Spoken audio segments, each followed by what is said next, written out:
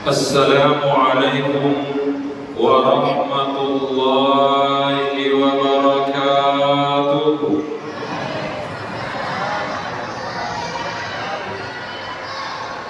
Bismillahirrahmanirrahim. Alhamdulillahi rabbil alamin. Wassalatu wassalamu ala ashrafil anbiya'i wal mursalin Sayyidina wa maulana Muhammad wa ala alihi wa ashabihi ajma'in, amma ba'du. Yang kita hormati bersama Bapak Wakapolres Yahukimo, kehadiran beliau di samping secara pribadi juga mewakili Kapolres Yahukimo.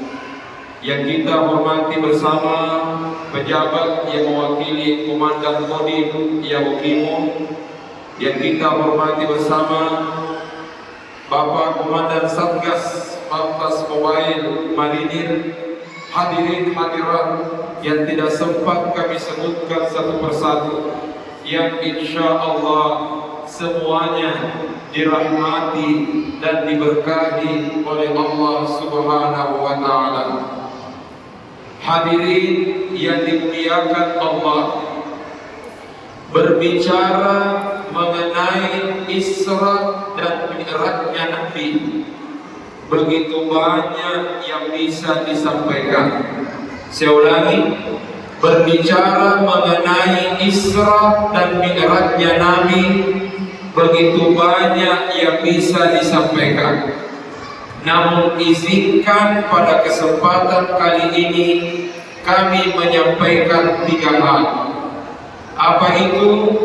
Yang pertama, peristiwa Isra dan Mi'rajnya Nabi Muhammad sallallahu alaihi wasallam itu merupakan pembuktian akan kemahabesaran dan kemahakuasaan Allah Subhanahu wa Ta'ala.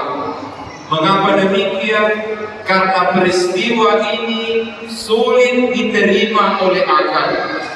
Karena sulit diterima oleh akal, sehingga sepertinya sulit masuk ke dalam hati. Mengapa sulit diterima oleh akal? Karena peristiwa ini tidak dilihat oleh mata.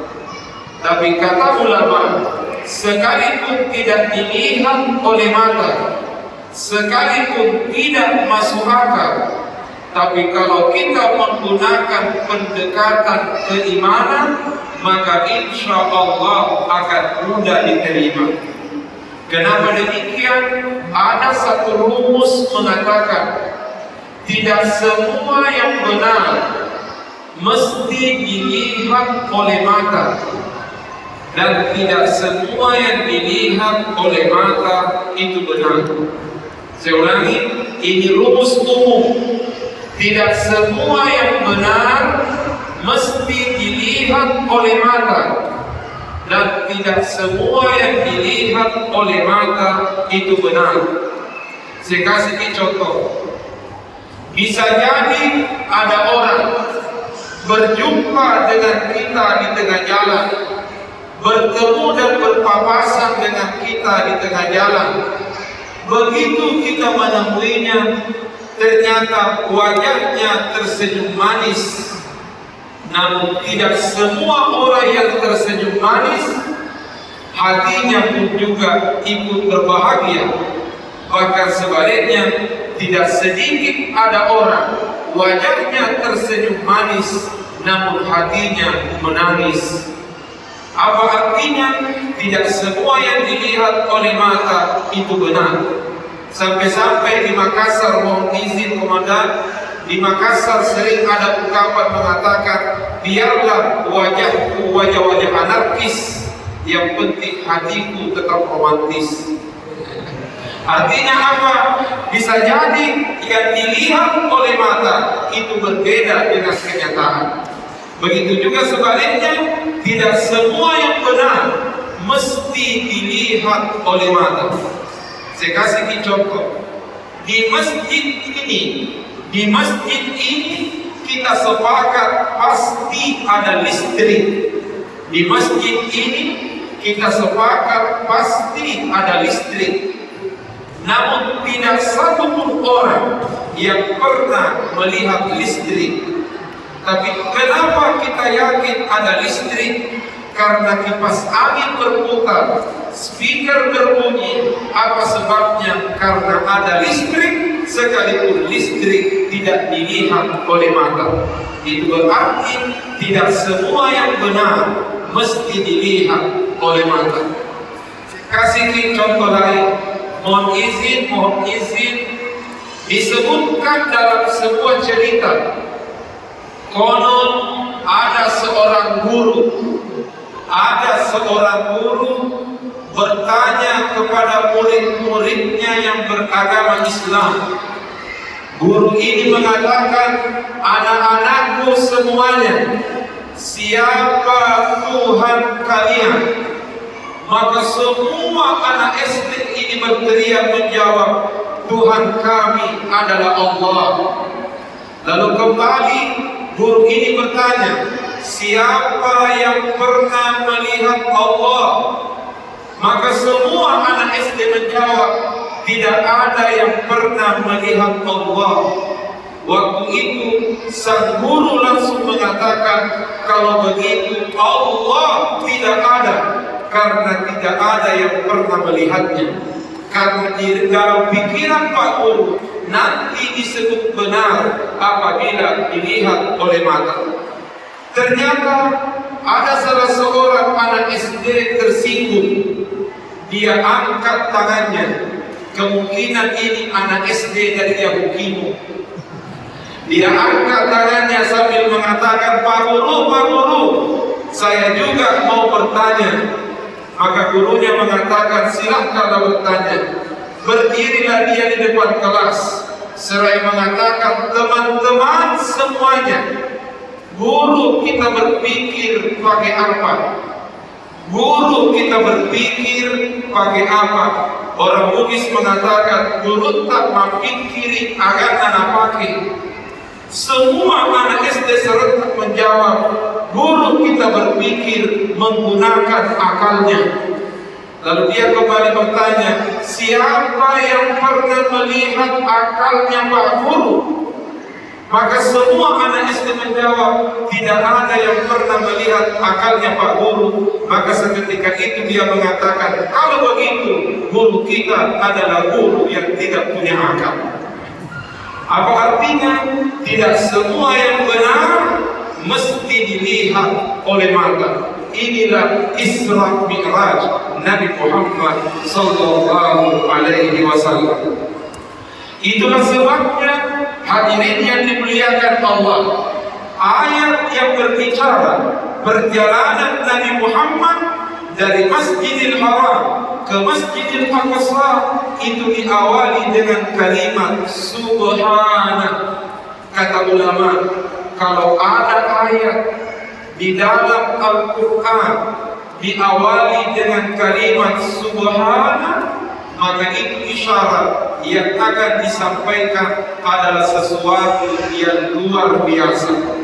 Saya ulangi, kalau ada ayat di dalam Al-Quran diawali dengan kalimat Subhana, maka itu isyarat yang akan disampaikan adalah sesuatu yang luar biasa. Dan memang Isra Mi'rajnya Nabi luar biasa, bukan peristiwa biasa-biasa. Saya kasih contoh, bedanya luar biasa dengan biasa-biasa.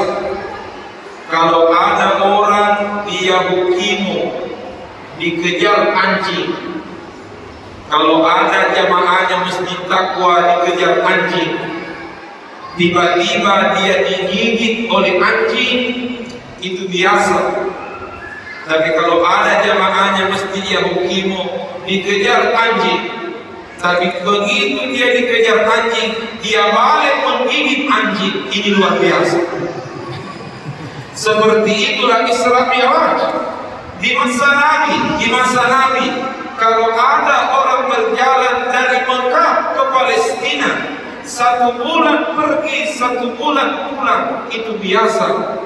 Tapi ternyata Isra Mi'raj dilakukan oleh Nabi tidak cukup 1 malam. Karenanya Allah mengatakan subhanallah, karena ini adalah peristiwa luar biasa. Tapi yang menjadi tanda tanya, mengapa bisa luar biasa? Jawabannya, inilah bukti kemahakuasaan Allah. Kata ulama, sebenarnya pelaku dalam peristiwa Isra Mi'raj bukan Nabi Muhammad, tapi yang menjadi pelaku adalah Allah. Saya ulangi, Isra Mi'rajnya Nabi, bukan Nabi yang menjadi pelaku, tapi yang menjadi pelaku adalah Allah.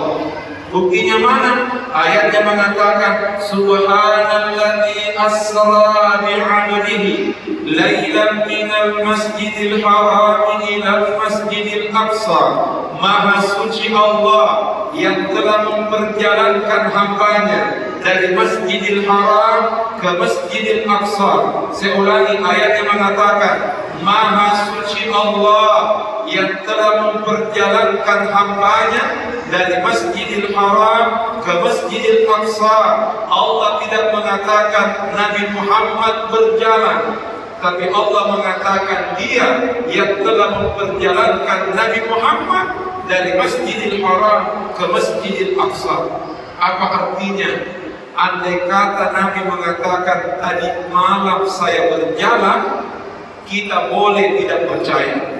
Andai kata Nabi mengatakan tadi malam saya berjalan dari Masjidil Haram ke Masjidil Aqsa, kita boleh tidak percaya. Tapi Nabi mengatakan tadi malam saya diperjalankan oleh Allah. Artinya yang menjadi pelaku bukan Nabi, tapi yang menjadi pelaku adalah Allah. Nabi hanya menikmati perlakuan Allah kepadanya. Istilahnya, Nabi hanya duduk cantik menikmati apa yang dilakukan Allah kepadanya. Dan kalau kita sudah berbicara tentang Allah, maka la haula wala quwwata illa billah. Masya Allahu kana wa ma lam yasha lam yakun. Apa yang diinginkan oleh Allah pasti terjadi, dan yang tidak diinginkan oleh Allah tidak mungkin terjadi. Inilah pesan pertama, bahwa Isra Mi'raj itu merupakan pembuktian akan kemahabesaran dan kemahakuasaan Allah Subhanahu wa ta'ala. Apa artinya? Apapun yang ingin kita lakukan, apapun yang ingin kita kerjakan, kembalilah terlebih dahulu kepada Allah Subhanahu wa ta'ala. Saya ulangi, apapun yang ingin kita lakukan, apapun yang ingin kita kerjakan, kembalilah terlebih dahulu kepada Allah. Sebab bisa jadi ada sesuatu menurut manusia itu mustahil, tapi tidak ada sesuatu yang mustahil bagi Allah Subhanahu wa ta'ala. Biasa kita mendengar kalau ada orang kena musibah, kalau ada orang banyak masalah, biasa dia mengatakan, Tuhan, besarnya masalahku. Biasa kita mendengarkan ada orang mengatakan, Tuhan, besarnya masalahku. Tapi kata ulama, semestinya kalimat itu kita ubah. Kita jangan mengatakan Tuhan, besarnya masalahku, tapi semestinya kita mengatakan masalah besarnya Tuhan. Saya ulangi, kita jangan mengatakan Tuhan, besarnya masalahku, tapi semestinya kita mengatakan masalah besarnya Tuhan. Apa artinya? Sebesar apapun masalah yang ada di depan Allah, yang ada di depan kita, jauh lebih besar kemahakuasaan Allah Subhanahu wa ta'ala. Hadirin yang dimuliakan Allah, mohon izin komandan, sebelum saya berangkat dari Makassar, ada saya posting di WhatsApp pasal status mohon doa Bismillah Makassar ke Yahukimo. Tiba-tiba ada teman bertanya, mau kemana Ustaz? Saya menjawab, mau ke Yahukimo. Lalu ada yang bertanya lagi, itu Yahukimo di Jepang ya? Karena dia mendengar kata Yahukimo, dia bertanya, itu di Jepang ya? Saya mengatakan, alhamdulillah, Yahukimo ada di ujung Indonesia, tepatnya di Papua ini. Ala kulli hal, sebagaimana disampaikan tadi oleh ketua, bahwa di media sering kita mendapatkan berita yang dalam tanda kutip cukup menyeramkan mengenai Yahukimo. Tapi begitu kami tiba di tempat ini, ternyata memang apa yang kita dengar perlu dibuktikan dengan pandangan mata. Jadi mohon maaf, ternyata tidak semua kesi sesuai dengan isinya. Kadang di luarnya berduri, tapi ternyata di dalamnya sangat wangi. Kadang di luarnya halus, namun ternyata di dalamnya sangat kasar.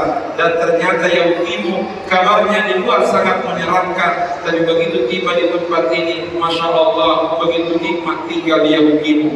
Karenanya hadirin yang dimuliakan Allah, ini semua adalah karunia dari Allah yang harus kita jaga.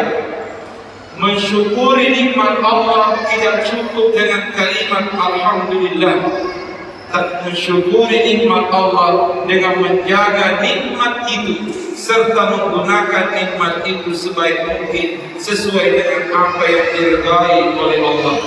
Di Yahukimo ini kami menemukan keindahan yang luar biasa, khusus di dalam masjid.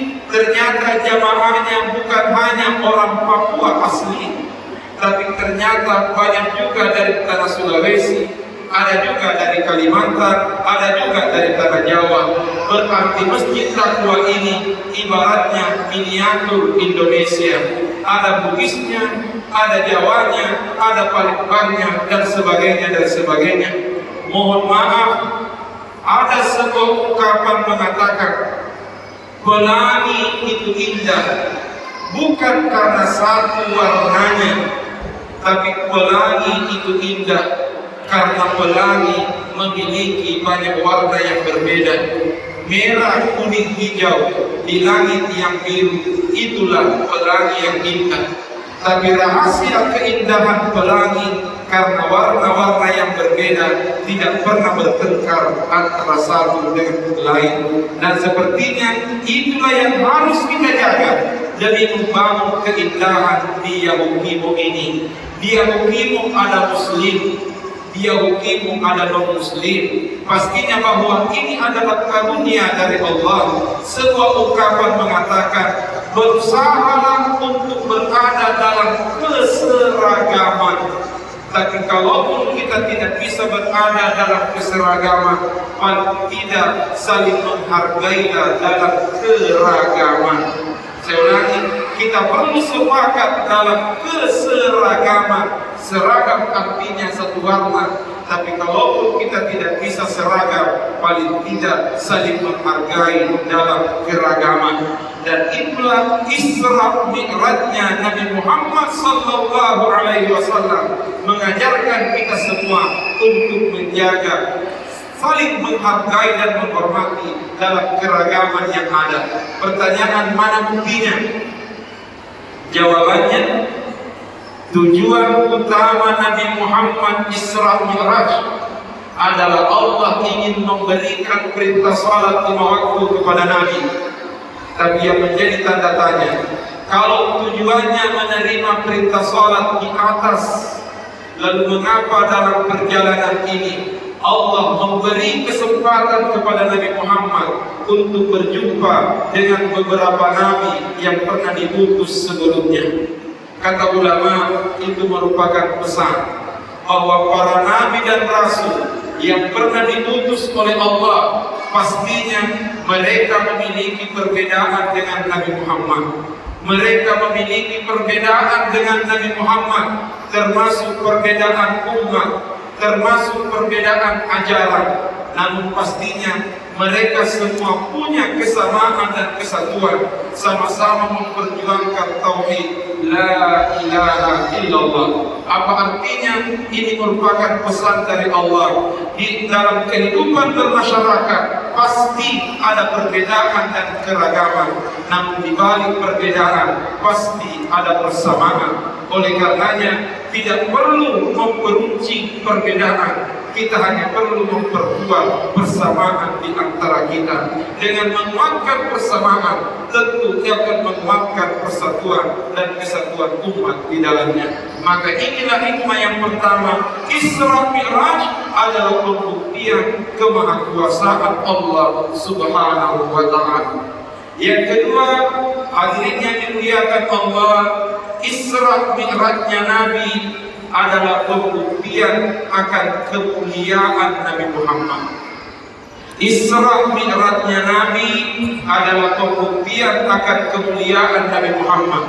Pertanyaan, mana buktinya? Satu, sebelum Nabi Isra Mi'raj, kita semua sudah pernah mendengar malaikat membelah dadanya Nabi, lalu mengeluarkan hatinya Nabi, lalu dibersihkan dengan air Zam-Zam. Begitu bersih hatinya Nabi, dimasukkan dalam hatinya Nabi 4 hal.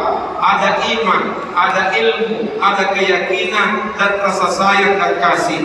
Begitu hatinya Nabi penuh, dimasukkan kembali ke dalam dadanya, lalu disatukan kembali dadanya Rasulullah Sallallahu Alaihi Wasallam. Kita semua sudah pernah mendengarkan kisah ini, tapi yang menjadi tanda tanya, apakah hatinya Nabi kotor? Apakah hatinya Nabi kotor sampai-sampai dibersihkan oleh malaikat? Ternyata ulama menjawab, ma akhrajal amlaku min qalbihi azza walakinnahum zaduhu tuhran ala tuhrin. Tidak ada kotoran, tidak ada kotoran yang dikeluarkan Nabi dari hatinya Nabi, yang dikeluarkan malaikat dari hatinya Nabi. Tidak ada kotoran yang dikeluarkan malaikat dari hatinya Nabi, karena memang hatinya Nabi tidak ada kotorannya. Tapi kalau tidak ada kotorannya, mengapa dibersihkan oleh malaikat? Ternyata kata ulama, zaduhu tuhran ala tuhrin. Hatinya Nabi dibersihkan bukan karena kotorannya, tapi hatinya Nabi dibersihkan karena ingin ditambah kesucian Nabi Muhammad Sallallahu Alaihi Wasallam. Saya ulangi, hatinya Nabi dibersihkan bukan karena kotorannya, tapi hatinya Nabi dibersihkan karena ingin ditambah kesucian hati Nabi Muhammad. Kata ulama, ini bukti kemuliaan Nabi Muhammad, bahwasanya satu-satunya manusia yang sangat suci hatinya adalah Nabi Muhammad. Beda dengan kita. Orang Bugis mengatakan, ya aku ini malam cerepan. Kalau kita ini begitu banyak kotorannya, tapi hatinya Nabi sangat suci, hatinya di sisi Allah. Sekarang pertanyaan, apa kira-kira hikmahnya hatinya Nabi dibersihkan sebelum naik menerima perintah salat? Ternyata kata ulama, itu merupakan pesan bahwa bila kita ingin diterima oleh Allah, maka langkah pertama, bersihkan hati kita. Langkah pertama, bersihkan hati kita. Sekarang pertanyaan, mengapa kita perlu membersihkan hati? Saya kasih contoh, maaf, mohon izin kepada kita semua. Ada sebuah ungkapan mengatakan, mulut seorang manusia sama persis dengan mulutnya botol ini. Ada yang mengatakan mulutnya seorang manusia sama persis dengan mulutnya botol ini. Bagaimana maksudnya? Apa yang ada di dalam botol itu juga yang keluar di mulutnya. Saya ulangi, mulut manusia sama dengan mulut botol. Bagaimana maksudnya? Apa yang ada di dalam botol itu yang keluar di mulutnya. Air putih di dalam, air putih keluar. Teh di dalam, teh keluar. Kopi di dalam, kopi keluar. Susu di dalam, susu keluar. Tidak mungkin kopi di dalam susu keluar. Tidak mungkin kopi di dalam susu keluar.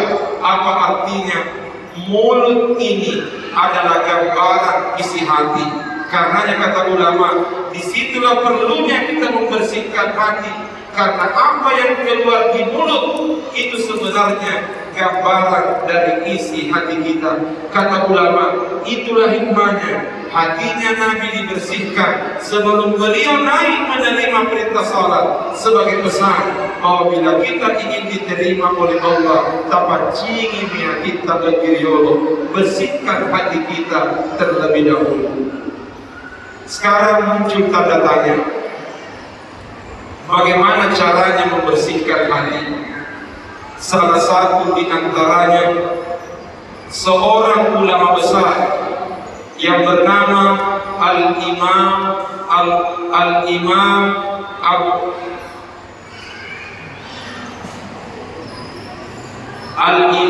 Abu Ali Al-Kinani rahimahullah.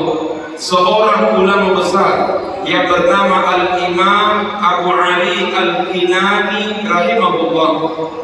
Beliau pernah bermimpi berjumpa dengan Rasulullah. Abu Ali Al-Kinani bermimpi berjumpa dengan Rasulullah. Dalam mimpinya beliau berkata kepada Nabi, "Ya Rasulullah, ud'ullaha ayyuhyiya qalbi." Wahai Rasulullah, doakan aku kepada Allah agar Allah selalu menghidupkan hatiku. Doakan aku kepada Allah agar Allah selalu menghidupkan hatiku. Ternyata Nabi menjawab, "Iza aradta ayyuhiyallahu qalbaka."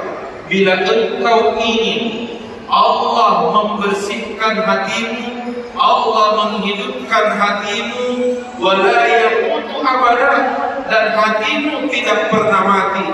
Kata Nabi, faqul kulla yaumin, bacalah setiap hari, amalkan setiap hari, baina sunnatil fajri wa fardiha, antara salat sunnah subuh dengan salat subuh.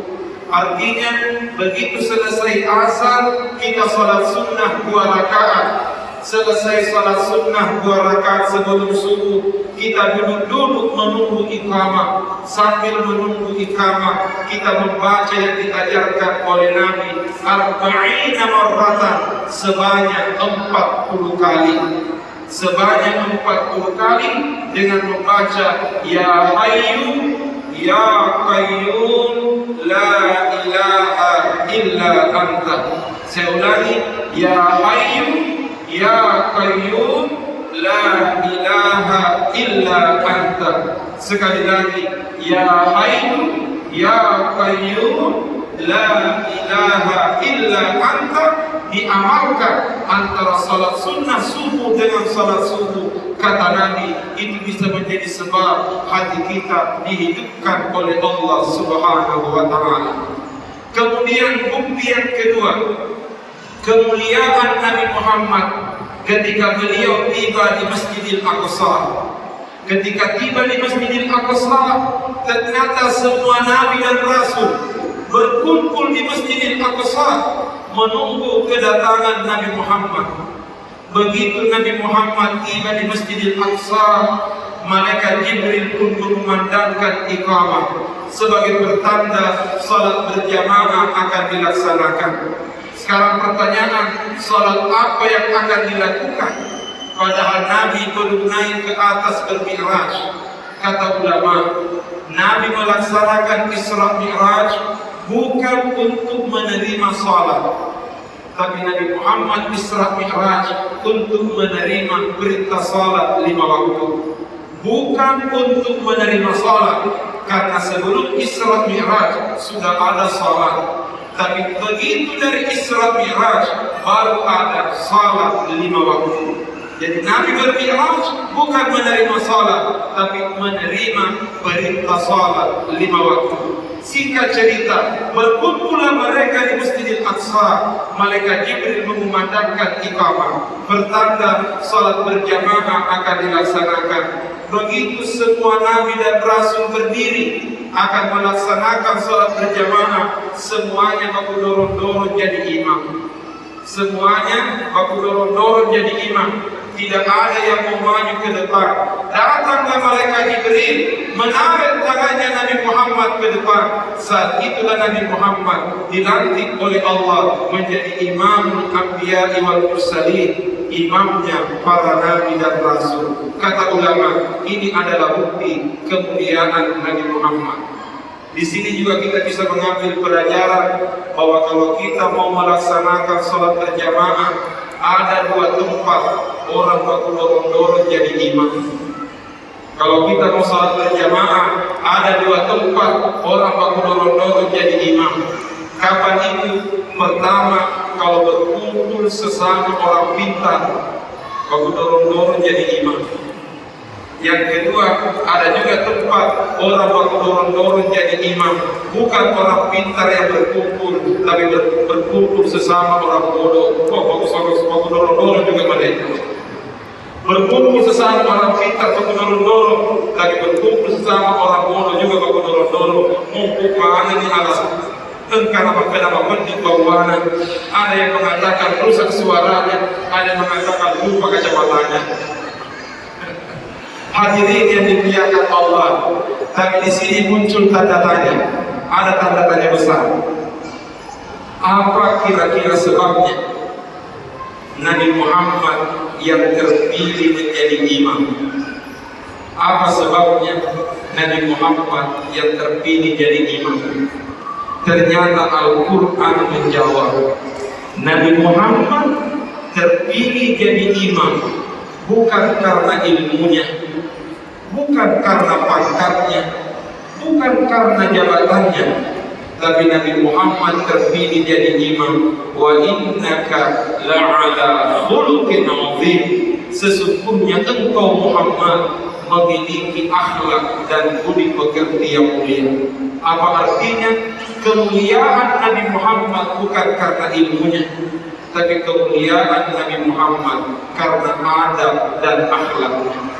Alhamdulillah, mohon maaf, sejak tadi pagi selesai salat subuh, kami duduk-duduk di depan kamar menyaksikan segala kegiatan yang dilakukan di masjid ini untuk persiapan acara kita. Sejak tadi pagi saya duduk-duduk di depan kamar sampai melihat anak-anak kita yang kecil-kecil ini baru jam 6 pagi, mereka sudah mulai datang berbondong-bondong, lengkap dengan pakaian, bagian bawah warna hitam, bagian atas baju putih. Lengkap berbondong-bondong mereka datang. Dalam hati sangat haru, begitu semangatnya anak-anak hadir ke masjid untuk melaksanakan peringatan Isra Mi'raj. Acaranya jam 9, jam 6 mereka sudah datang. Nah, kalau kawan-kawan, mereka acara jam 9, jam 6 sudah datang. Sementara kita orang tuanya jam 9 undangan, 10 baru datang. Mohon maaf, ketika tadi anak-anak kita ini datang, dalam hati saya berkata, ya Allah, betapa mulianya anak-anak ini. Mengapa? Karena bisa jadi di luar sana masih banyak anak-anak kecil yang tinggal tidur di kamarnya masing-masing. Tapi mereka sejak pagi sudah berbondong-bondong ke masjid. Mereka tidak tahu apa yang kita lakukan. Mereka tidak tahu apa itu Isra Mi'raj. Yang mereka pahami bahwa akan ada acara di masjid, itulah yang membuat mereka semangat datang ke masjid. Mereka tidak tahu apa itu Isra Mi'raj. Tapi gara-gara semangat ingin menyemarakkan peringatan ini, mereka lebih awal datang. Sungguh mulianya mereka. Karenanya mohon izin Bapak dan Ibu sekalian, termasuk kepada komandan, mohon izin saya aktivitas keseharian mengajar di pesantren, tepatnya di pondok pesantren Darul Dakwah wal Irsyad DDI Mangkoso, Sulawesi Selatan. Mohon izin sedikit ingin bercerita bahwa suatu saat saya pernah pengajian di depan santri, pernah pengajian seperti ini di depan santri, di depan pelajar. Sementara saya pengajian, suara saya rusak. Walhasil saya sampaikan kepada anak-anak kita, nah tolong ambilkan air minum karena suara saya lagi rusak. Maka keluarlah salah seorang santri pergi mencari air minum.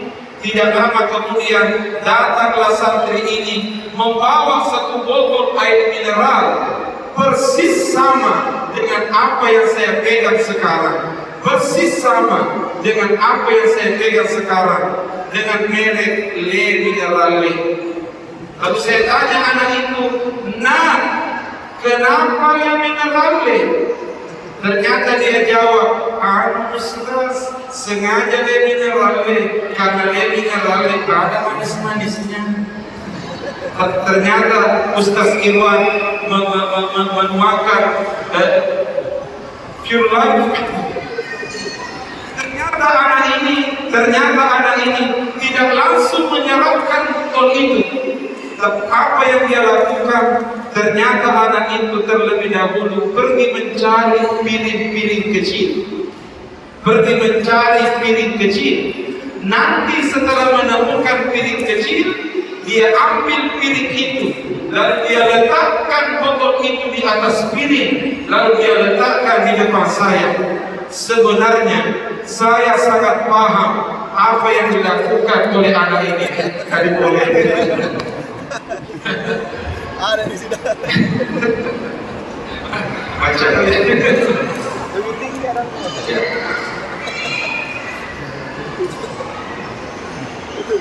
Saya ulangi. Anak itu mengambil piring-piring kecil, lalu dia letakkan botol itu di atas piring, lalu dia letakkan di depan saya. Sebenarnya apa yang dilakukan oleh anak itu saya sangat paham dan sangat mengerti. Tapi sengaja saya tanya, nah kenapa ambil piring? Padahal saya suruh ambil air. Kenapa pakai piring? Padahal saya suruh ambil air. Ternyata anak itu menjawab dengan dua kata. Itu pun menggunakan bahasa Arab. Tapi begitu saya mendengarkan jawabannya, istilah Bugis mengatakan kerek buru-buru punah tahu. Saya langsung terharu mendengarkan jawabannya. Karena ketika saya tanya, nah kenapa pakai piring? Ternyata dia jawab, takdiban ta'ziman makiade dan dia maka lebih beradab dan lebih menghormati. Walhasil saat itu saya langsung katakan kepadanya, nah jaga itu, pelihara itu, karena yang hilang hari ini bukan ilmu, tapi yang hilang hari ini adalah adab dan akhlak. Seiring berjalannya waktu, makin banyak ilmu pengetahuan. Seiring berjalannya waktu, makin banyak orang pintar. Tapi kita khawatir jangan sampai ilmu kita bertambah, namun adab dan akhlak kita semakin berkurang. Apa artinya? Nabi Muhammad dipilih menjadi imam bukan karena ilmunya, tapi Nabi Muhammad dipilih menjadi imam karena kemuliaan adab dan akhlaknya. Mohon izin Bapak dan Ibu sekalian, saya kasih ini contoh. Wahyu pertama. Mohon izin saya bertanya kepada ibu-ibu semua, karena ibu-ibu agak berbeda hari ini dengan bapak-bapak. Ibu-ibu dimanapun mereka pergi selalu mengutamakan keseragaman. Manesa wajibna. Mohon izin saya bertanya kepada ibu-ibu majelis taklim. Wahyu pertama, ayat pertama yang diterima Nabi Muhammad bunyinya apa? Ayat pertama yang diterima Nabi Muhammad apa? Iqra. Saya ulangi, ayat pertama yang diterima Nabi Muhammad adalah Iqra. Surah Al-Alaq ayat 1 sampai 5. Iqra bismi rabbik. Iqra bismi rabbik Iqra bismi rabbik ayat pertama sampai 5 diawali dengan perintah membaca. Tapi coba kita lihat surah Al-Alaq, ternyata jumlah ayatnya bukan 5, tapi jumlah ayatnya ada 19. Saya ulangi, surah Al-Alaq ada 19 ayat. Ayat pertamanya mengatakan Iqra, bacalah, Iqra, bacalah. Tapi kita coba lihat ayat terakhir dari surah Al-Alaq. Ujung surah Al-Alaq mengatakan wasjud waqtarib, sujudlah dan dekatlah kepada Allah. Saya ulangi, ayat pertama mengatakan Iqra, bacalah. Ayat terakhir mengatakan wasjud waqtarib, sujudlah dan dekatlah kepada Allah. Pertanyaan, apa hikmahnya hubungan antara awal surah dengan akhir surah? Awal surah perintah membaca Iqra, akhir surah perintah untuk sujud dan dekat dengan Allah. Wasjud waqtarib, kata ulama, merupakan pesan Iqra, Iqra, membacalah, membacalah. Tapi ingat, ilmu yang berkah adalah ilmu yang mengantarkan kita sujud dan dekat kepada Allah Subhanahu wa Ta'ala. Alhamdulillah, masyarakat Muslim Yahukimo ternyata banyak anak kecil, banyak anak-anak kita di belakang sana dengan gayanya masing-masing. Ada saya lihat anak kecil dari tadi berdiri di dekat pian dekat speaker sana sambil menatap saya, itu yang balik ke belakang. Mau rampai kulinai tak mangana. Selalu saya sambil buka mulut memperhatikan ceramah. Di belakang sana anak-anak dengan gayanya masing-masing. Ini pertanda bahwa masyarakat Muslim Yahudi Magala Papija. Tapi mohon maaf, apa yang saya sampaikan di sini mohon maaf. Mereka adalah generasi-generasi kita. Sebagai orang tua, kita punya tanggung jawab untuk menyekolahkan mereka. Tapi mohon maaf, carikan sekolah yang bisa membuat anak kita sujud kepada Allah. Seulangi, carikan sekolah anak kita yang bisa membuat mereka sujud kepada Allah. Sebab jangan sampai kita keluarkan biaya yang begitu banyak dengan biaya yang begitu tinggi. Jangan sampai anak kita selesai sekolah, mereka sarjana, mereka magister, mereka doktor, begitu mendapatkan gelar sarjana, ternyata mereka lupa sujud dan dekat kepada Allah Subhanahu wa Ta'ala. Inilah pesan dari surah Al-Alaq, diawali dengan perintah Iqra dan diakhiri dengan perintah wasjud waqtarib.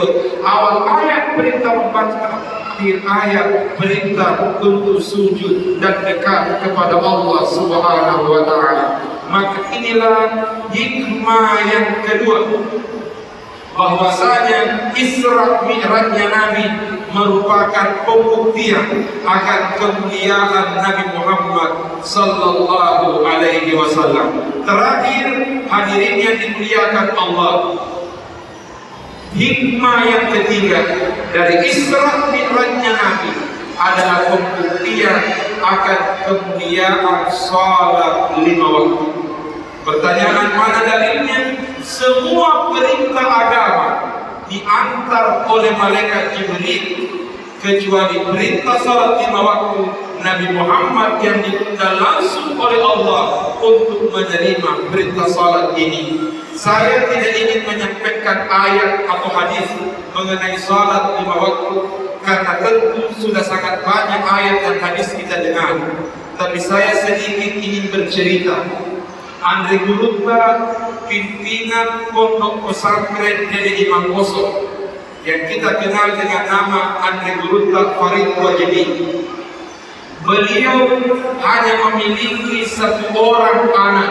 Andre Gurutta, pimpinan pondok pesantren Dede Imam Koso, Sulawesi Selatan, anaknya cuma 1 dan itu pun hanya perempuan. Jadi anaknya Gurutta cuma 1 dan itu pun hanya perempuan. Dan alhamdulillah rezekinya lah yang ceramah hari ini. Rezekinya lah yang ceramah hari ini. Ternyata kami menikah di tahun 2013 yang lalu. Singkat cerita, 12 Januari 2015 lahir cucunya Gurunta di rumah sakit jam 7 pagi. Sekitar jam 10 datanglah Gurunta dari pesantren menuju rumah sakit untuk melihat langsung cucunya. Begitu tiba di rumah sakit, Gurunta langsung mendatangi cucunya yang baru lahir, lalu didoakan oleh beliau. Ternyata begitu selesai didoakan, Gurunta datang menghadap kepada saya, lalu memanggil saya dengan mengatakan, "Nah, Agus, kesini kau dulu." Maka saya pun mendekat kepada Gurunta. Lalu Gurunta berkata kepada saya, "Nah, engkau itu anak, sudah ada itu anak." Dalam hatiku saya menjawab, "Ada juga itu cucu tak?" Karena Gurunta mengatakan, "Ada itu anak." Maka saya mengatakan, "Ada juga itu cucu tak?" Ternyata waktu itu Gurunta mengatakan, "Nah, ingat,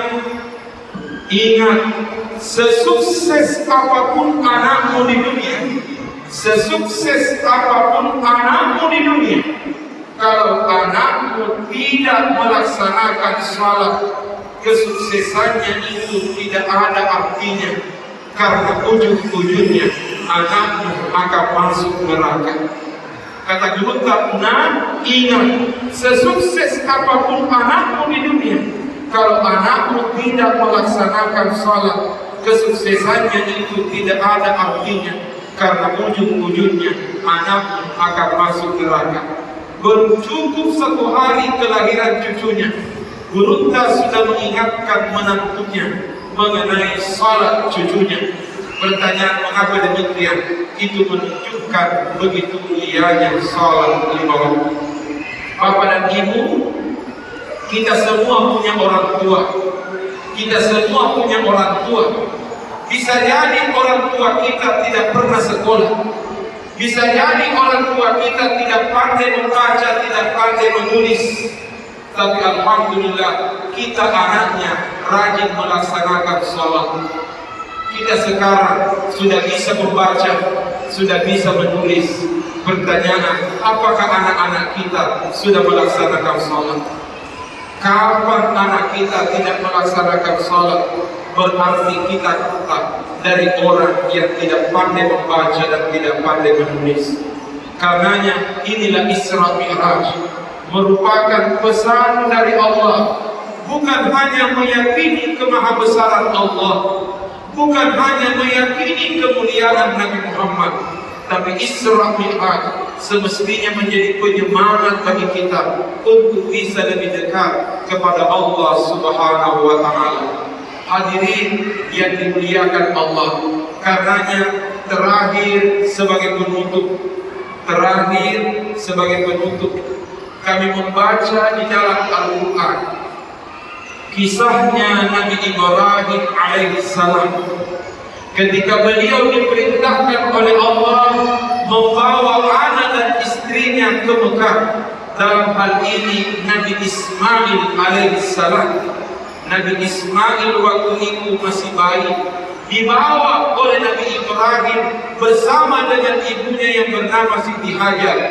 Begitu tiba di Mekah, Nabi Ibrahim langsung meletakkan putranya di samping Ka'bah, di samping Baitullah. Pertanyaan, di mana posisinya? Jawabannya, tempat itu sekarang kita kenal dengan nama Hijr Ismail. Hijr Ismail artinya adalah kamarnya Nabi Ismail alaihissalam. Konon disitulah Nabi Ibrahim meletakkan anaknya. Ternyata begitu sudah diletakkan anaknya, Nabi Ibrahim naik ke atas unta, lalu kembali melanjutkan perjalanan. Sang istri mengejar, ibunya Nabi Ismail mengejar sambil berteriak, "Ya Nabi Allah, ila aina anta zahid?" Wahai Nabi-Nya Allah, kemana kamu mau pergi? Mengapa engkau tinggalkan kami di tempat ini? Sementara di waktu itu tanah Mekah adalah tanah tandus, tidak ada pepohonan, tidak ada sumber mata air. Nabi Ibrahim pergi, istrinya mengejar, "Ya Nabi Allah, ila aina anta zahid?" Kemana kamu mau pergi? Kenapa kamu tinggalkan kami di tempat ini? Nabi Ibrahim tidak menjawab. Tidak lama kemudian istrinya kembali bertanya dan dia ubah pertanyaan dengan mengatakan, "Allahu amaraka bihadza?" Apakah Allah yang perintahkan ini semua? Begitu Nabi Ibrahim mendengar istrinya bertanya, apakah Allah yang memerintahkan? Nabi Ibrahim langsung balik menjawab, "Na'am, Allahu amarani." Benar, Allah yang memerintahkan saya. Begitu Siti Hajar mendengarkan suaminya menjawab bahwa ini perintah Allah, beliau pun mengelus-elus dadanya sambil bersyukur kepada Allah dengan mengatakan, tidak mungkin Allah membinasakan aku bila Dia yang memerintahkan. Maka kembalilah Siti Hajar ke samping anaknya yang berada di dekat Ka'bah waktu itu. Berangkatlah Nabi Ibrahim. Begitu Nabi Ibrahim melewati tanah Mekah, beliau berhenti sejenak di pinggiran pegunungan yang ada di tanah Mekah. Lalu beliau menghadap Ka'bah, menghadap Baitullah sambil mengangkat tangan berdoa kepada Allah, dan doanya diabadikan dalam Al-Quran surah Ibrahim ayat 37 atau 36. Doanya Nabi Ibrahim, "Rabbana inni askantu min zurriyyati biwadin ghairi zi zar'in inda baitikal muharram rabbana liyuqimus shalah faj'al af'idatan minan nasi tahwi ilaihim warzuqhum minats thamarati la'allahum yashkurun." Doanya Nabi Ibrahim, "Rabbana ya Allah, inni askantu min zurriyyati biwadin." Ya Allah, aku letakkan anakku, aku simpan anakku biwadin, di satu lembah ghairi zar'in yang sama sekali tidak ada pepohonan di dalamnya, di satu lembah yang sangat tandus, inda baitikal muharram, di dekat rumahmu yang sangat mulia ini. Apa tujuannya ya Allah? Rabbana liyuqimus shalah, agar anakku bisa melaksanakan salat. Kata ulama, ayat ini sebaiknya dibaca oleh orang tua setiap kali dia mengantar anaknya. Apakah dia antar anaknya ke sekolah atau dia antar anaknya pergi merantau, sebelum tinggalkan anak, tabacai pak doa dengan Nabi Ibrahim, doakan kepada Allah agar anak kita liyuqimus shalah, bisa mendirikan salat. Faj'al af'idatan minan nasi tahwi ilaihim, jadikan hatinya umat manusia selalu cinta dan rindu kepadanya. Dan itu terbukti setiap hati umat Islam selalu rindu ingin kembali ke Baitullah. Warzuqhum minats thamarati, rezekikan kepada mereka berbagai macam buah-buahan. Doanya Nabi Ibrahim, rezekikan kepada mereka berbagai macam buah-buahan. Nabi Ibrahim tidak mengatakan rezekikan kepada mereka banyak pepohonan. Nabi Ibrahim tidak minta pohon, tapi Nabi Ibrahim minta buah. Dan ternyata terbukti di tanah suci Mekah hari ini, buah apapun kita cari pasti ada. Semua pisang ada di sana, padahal tidak ada pohon pisang. Semua semangka ada di sana, padahal tidak ada pohon semangka. Semua jeruk ada di sana, padahal tidak ada pohon jeruk. Pertanyaan, kenapa banyak buah-buahan tidak ada pepohonan? Jawabannya, karena yang diminta Nabi Ibrahim bukan pohonnya, tapi yang diminta adalah buahnya. Seolah-olah Nabi Ibrahim mengatakan, biar tidak ada pohonnya, yang penting ada buahnya. Beda dengan kita di Indonesia, banyak pohonnya, tidak ada buahnya. Dan inilah pembuktian akan doanya Nabi Ibrahim alaihissalam. Doa Nabi Ibrahim, dia bawa anaknya inda baitikal muharram, di sisi rumahnya Allah yang mulia. Tidak ada tujuannya kecuali yuqimus shalah, agar anaknya bisa melaksanakan salat. Karenanya Bapak dan Ibu sekalian, sebagai penutup, saya berpesan kepada kita semua, kita sekolahkan anak kita, sekolahkan anak kita, biayai pendidikannya, tapi ingat, carikan sekolah yang bisa membuat anak kita sujud dan dekat kepada Allah Subhanahu wa Ta'ala. Dimanapun tempatnya, selama dia bisa sujud kepada Allah, maka tentu itu adalah sekolah yang dirahmati dan diberkahi oleh Allah Subhanahu wa Ta'ala. Saya kira demikianlah yang sempat kami sampaikan pada kesempatan kali ini. Semoga kita semua senantiasa dirahmati dan diberkahi oleh Allah Subhanahu wa Ta'ala. Dan mari kita sama-sama menghadapkan wajah dan hati kita kehadiran Allah Subhanahu wa Ta'ala, agar pertemuan kita ini senantiasa dirahmati dan diberkahi oleh Allah. Sebelum kami tutup, sedikit ingin memperjelas kembali tadi doanya Nabi Ibrahim, surah Ibrahim ayat 36 atau 37. Rabbana inni askantu min zurriyati biwadin ghairi zi zar'in 'inda baitikal muharram. Begitu nanti kita kembali ke rumah, silahkan dibuka Al-Qur'annya, dicari surah Ibrahim ayat 37. Surah Ibrahim ayat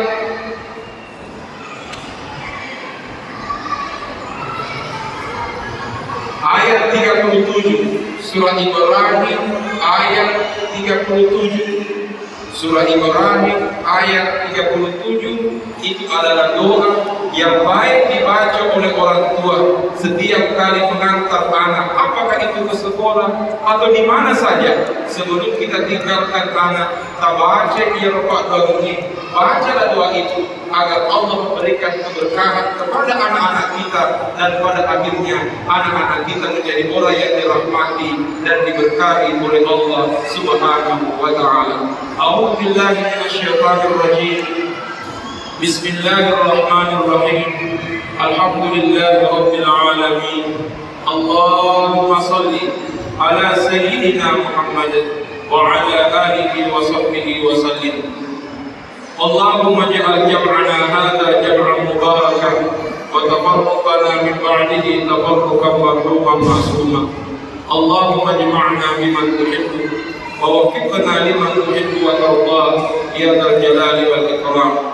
Allahumma ij'alna 'izzan lidinik, Allahumma ij'alna 'izzan lidinik wa hadiyan hadiyan li ummatil Islam wa li jami'il bashariyati samha ya rabbal alamin. Rabbana atina fid dunya hasanah wa fil akhirati hasanah wa qina adzaban nar wa adkhilna jannata ma'al abrar ya aziz ya ghaffar ya rabbal alamin. Wa sallallahu ala sayyidina Muhammad wa ala alihi wa sahbihi wa sallam. Subhana rabbika rabbil izzati amma yasifun wa salamun ala al-mursalin walhamdulillahi rabbil alamin. Kurang lebihnya mohon dimaafkan. Wabillahi taufiq wa da'wat wal irsyad. Assalamualaikum warahmatullahi wabarakatuh.